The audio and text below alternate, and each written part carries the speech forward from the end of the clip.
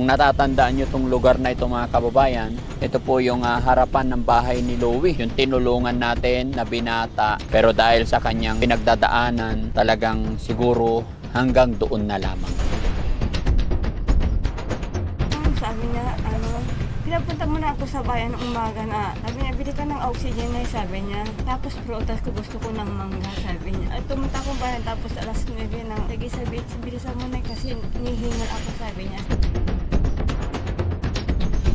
Sabi niya sa akin, basta dito ka lang, sabi ko, kung ano yung kinakain ko, gusto yung kainin. Pati yung gamot niya, sinusuka na nga. Sabi niya, pagod na ako niya, gusto ko na magpahinga, sabi niya. Kaya gusto ko itag mo sa ospital, hindi tayo aabot, sabi sa akin.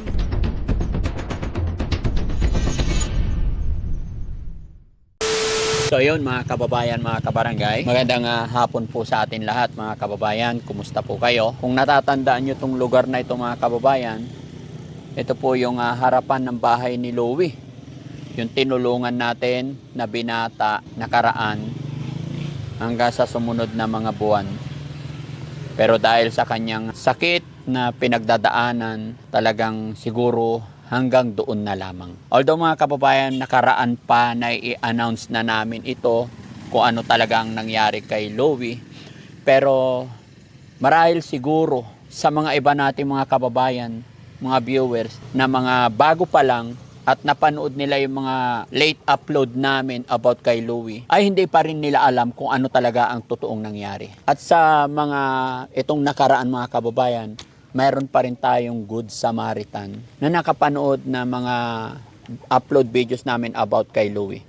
Kaya sa pagkakataong ito mga kababayan, muli namin kayong i-update kahit wala na po si Louie. Para sa kaalaman din ng lahat, para sa ikatatahimik na rin ni Louie. Kasi sa comment section, marami pa rin tayong mga kababayan na nagtatanong kumusta na si Louie. Pero gaya ng aking sinabi mga kababayan, na i-update ko na po ito, si Louie po ay pumanaw na po noong November 12 pa po. Ganun pa man mga kababayan, may nag-message pa rin at may nagpadara pa rin ng tulong para kay Louie na Good Samaritan na hindi na nagpapabanggit ng pangalan. Bagamat dumating sa aking GCash, kaya nandito ako, sabay update ko na rin kayo mga kababayan. At kumustahin na rin natin ang kanyang mga naiwan, kanyang nanay, tatay at mga kapatid. Mga kababayan, samahan niyo po ako. Ayan. Hello Nay, magandang hapon. Pwede tumuloy? Kumusta po kayo Nay?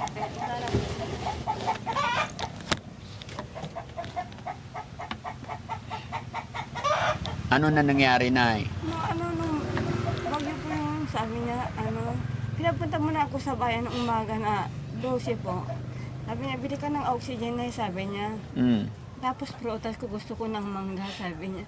Sabi ko, walang sasakyan, may sabi ko, sige, sabi niya. At pumunta akong bayan, tapos alas 9 ng madaling araw na yun yata yun. Tapos umuwi Alas 9 na madaling araw ka pumunta? Hindi gusto niya, madali ka na, sabi niya. Madali. Sabi ko, walang masakyan kasi umuulan pa nun, sabi ko, hintayin natin yung driver dyan kasi dyan ang nasakyan ko, sabi ko. Sabi, bilisan mo na kasi nihingal ako, sabi niya, sabi sa akin. Sige, dali lang, sabi ko. Umuwi na ako dito, sabi niya. Iniyan ko ng kapatid niya, pero nakakasalita pa naman siya. Sabi, bilisan mo na, sabi niya sa akin na sabi ang kapatid sa akin, sabi niya.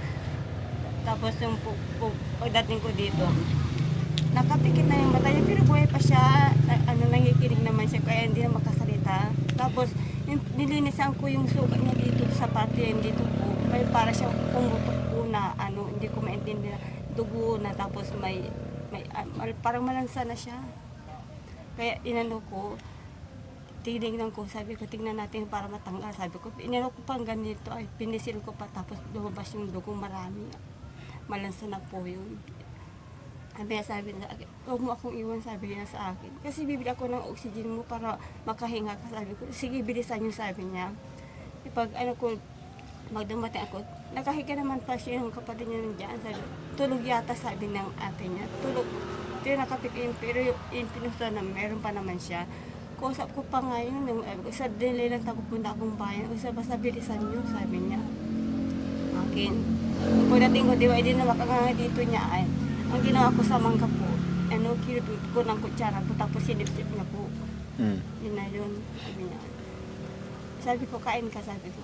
Ayaw niya. Basta ganyan siya. Ay, hindi makasilita na ba? Sana. Basta ganyan lang. Sabi niya. Sabi ko, bakit? Sabi ko, pagod na ako. Sabi niya, gusto ko na magpahinga. Sabi niya, takbo ka sa ospital. Hindi na, Nay. Sabi, kasi hindi na tayo aabot. Sabi niya. Kasi Nagpaalam talaga siya. sabi niya, gabi na yun, sabi niya, Nay, tabi tayo. Doon sa pinaghigaan niya, gusto niya magtabi kaming dalaw. Kaya lang, hindi kami kasi yung sugat niya, umaano sa ano niya, para baka masiko ko siya. Sabi ko, dito na ako sa paano, kaya awakan ko din pa mo, sabi ko. Sige, sabi, basta huwag mo akong iwan. Sabi niya, bakit basta. Kasi hindi na ako abot ng bandi ko, sabi niya. Sabi ko, kung pagod ka na, anong gagawin natin? Gusto ko na magpahinga. Kasi pagod ka na rin sa akin, sabi. Hindi, sabi ko. Kaya, So, ibig sabihin na bago siya talaga Kumano. umalis, nakapag-usap kayo at nagpaalam din siya. Opo, nung gabi na yun. Pero alam ko na pong mahina na yung katawan niya kasi sabi ko, huwag ka munang bigay na. Sabi ko, Nay, pagod na ako, sabi niya. Basta huwag mo akong iwan, sabi niya sa akin. Tapos yung siya, di ba ako nakahubad siya, sabi ko, inano ko muna, palitan ko ng damit. Sabi niya, wag na, sabi niya. Sabi niya sa akin, basta dito ka lang katabi ko. Kung ano yung kinakain ko, gusto yung kainin. Okay, binigay ko. Pero pagkakain ko ng yung pagkain na kanin, ayaw niya kasi naano na dito niya, hindi na maalunok. Pati yung gamot niya, sinusukan na nga. Hindi na tinatanggap ng katawan. Sabi ko, anong gagawin mo? Sabi niya, pagod na ako na, gusto ko na magpahinga. Sabi niya, kung hindi mo na kaya, anong nagagawa natin? Sabi ko, sa kanya, kaya gusto ko itagbo sa ospital, hindi tayo aabot, sabi sa akin. Alam niya na talaga na mamamatay na siya. Sabi niya, sana, sabi, yung hiniling sa akin, sana sa birthday ko na dumating si Daddy Frankie, sabi sa akin. Yan ang hiling na talaga sa akin noon. Alam naman natin yung kalagayan ni Loie, talagang lumaban din siya. Ilang taon po. Alam din ni Loie na ginawa nyo rin ang lahat para sa kanya. At bawat isa sa atin talagang may kanya-kanyang kapalaran. May kanya-kanyang tinakda ang ating Panginoon na pag dumating na yung oras, ayaw at sa gusto natin, yun talaga ang magaganap at mangyayari. Ano? Importante, hindi na siya naghihirap. Ipag-pray na lang natin. No? Ganun talaga ang buhay. May nawawala, may dumarating.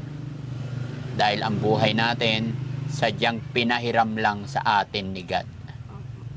Kaya nga sabi nga habang tayo nabubuhay, enjoy, gawin natin makabuluhan ang bawat sandali ng ating buhay. Dahil ang buhay natin, hindi pwedeng i-rewind. Hiram lang po. Yes. So, kumusta naman po kayo nung mga panahon na nawala na si Loie? Kumusta kayo ngayon? Malungkot po kahit paano, kahit nandiyan kami, talagang naalala ko po yung anak ko. Hindi na magkain.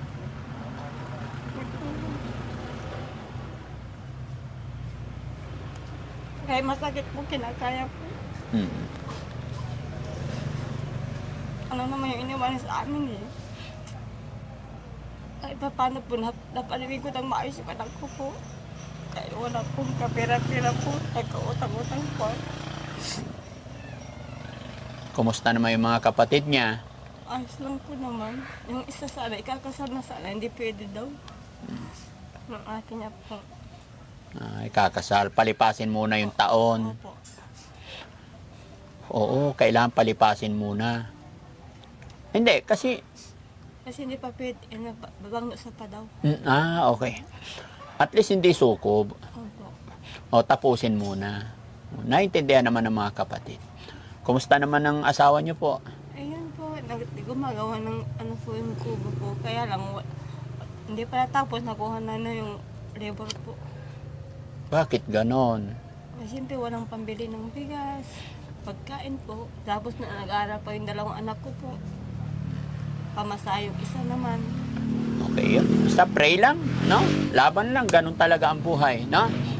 Habang may Dinadasan ko nga kay Lowin sana sa tulungan niya kami sa kanila. Wala na siya. Ang sabi sa akin, huwag kayo mag-alala na tababantayin ko kahit wala na ako, sabi niya sa akin.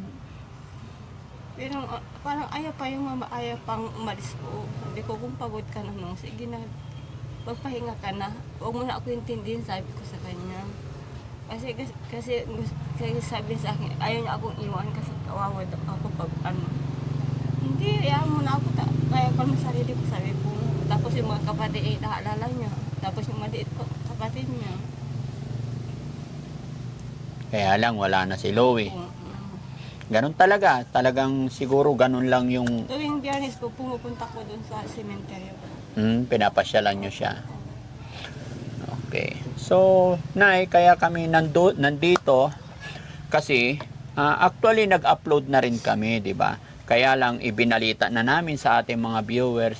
Kaya lang siguro may mga baguhan pa na nakakapanood ng mga unang video. So, akala nila nandyan pa si Louie. Akala nila buhay pa si Louie. Kaya bumalik kami para ma-update yung mga viewers natin. Opo. Para malaman din nila. No? The same time, mayroon pang nakapanood nga po na isang Good Samaritan, nagpaabot pa rin ng tulong para kay Louie. Salamat po. So, sa kababayan natin, Good Samaritan, na hindi na po nagpabanggit ng pangalan, bali ang pinadalhan po niya is tama kay Hazel din, no? Para kay Hazel at saka para kay Louie. Padala po siya ng 10,000 at tag 5,000 po sila ni Louie at si Hazel. At sa pagkakataong ito, una ko napuntahan itong nanay ni Louie, bagamat wala na si Louie, pero syempre, kahit wala na si Louie, kailangan iparating pa rin natin. Kaya sa Good Samaritan, sa bida natin sa araw na ito, ikinalulungkot ko po na inyong mabalitaan, ang taong inyong pinadalahan ng tulong ay wala na po siya. Last November 12 pa po. Ganun pa man, gaya na aking sinabi, salamat po sa inyong tulong. Ito po, iabot natin kay nanay. Nanay po ni Louie. Nay, para sa inyo po. Salamat po. Nagbigay po sa kanya. Salamat po. Marami po. Anong masasabi mo, Nay, sa Good Samaritan natin ngayon? Anong sasabihin po sa kanila? Maraming salamat po sa nagbigay po dito. Malaking tulong na to sa amin. Kaya wala na po yung anak ko. Napakarami na nakapanood ng kwento ng buhay ni Louie. Maraming nagmamahal sa mga viewers natin. Nagulat sila, nabigla sila. Pero syempre, bilang ina, Kaya masakit po. ikaw na yung makakapagsabi para malaman din nila anong sasabihin mo sa mga taong nagmahal kay Louie. Maraming salamat po sa tumulong sa anak ko. Kung wala po yun, siguro matagal na po namatay yung anak ko po. Kaya masakit po, kinakaya.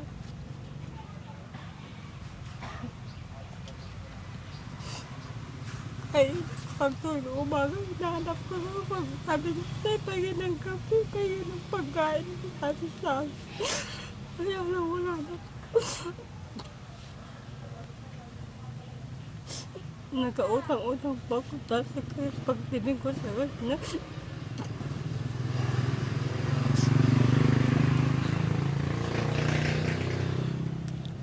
Okay.